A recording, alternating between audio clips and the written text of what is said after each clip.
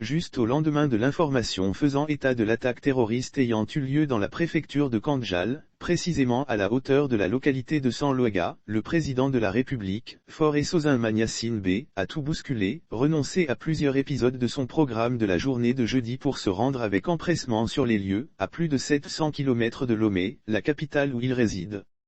Objectif: apporter un soutien ferme et indéfectible aux forces armées togolaises pour leur bravoure, leur professionnalisme et le courage avec lequel ils ont énergiquement repoussé, sans concession ni ménagement, les voyous de terroristes qui ont osé, pour la première fois, s'en prendre à eux, donc au pays, dans la nuit du 09 au 10 novembre 2021. Habillé en demi-saison, relativement décontracté, mais très soft et élégant, sans cravate avec une dominance du bleu, le chef de l'État, cache-nez noir voilant la bouche et le nez, est descendu de l'hélicoptère, puis passé en revue les troupes dressées tel un seul homme, avant de se rendre sur les lieux du théâtre. Après quoi, selon le reportage fait à cet effet, et le communiqué du Conseil des ministres tenu le vendredi, le fils d'Eyadema Yassine B, au pouvoir depuis 2005, a tenu à passer ce message salutaire aux millières en son nom propre et au nom de l'ensemble du peuple togolais. Du coup, l'on peut imaginer volontiers, toute la joie, l'excitation, l'émotion et tout simplement, le contentement qui vont se saisir de chacun de ces vaillants combattants constituant notre chère armée. Ce seul acte de soutien ferme de chef d'État ainsi que le message qu'il a eu la volonté et la disponibilité de passer, non pas à distance, à partir de son palais douillet de Lomé, mais sur les lieux de combat, à ses militaires, suffit largement pour les déterminer, pour longtemps, à se battre indéfectiblement en vue de défendre la cause du peuple togolais et l'intégrité du territoire national.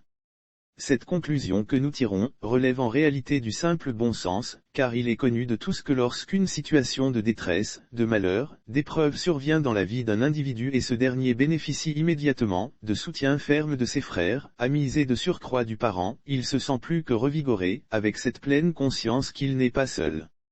Ainsi il acquiert plus de foi, de tonus et d'énergie pour affronter l'épreuve, juguler le mal ou le surmonter. C'est en réalité une très belle astuce que tous les leaders avisés utilisent régulièrement pour témoigner leur affection, leur amour ou simplement, leur égard vis-à-vis des gens dont ils ont la vie et le destin entre les mains.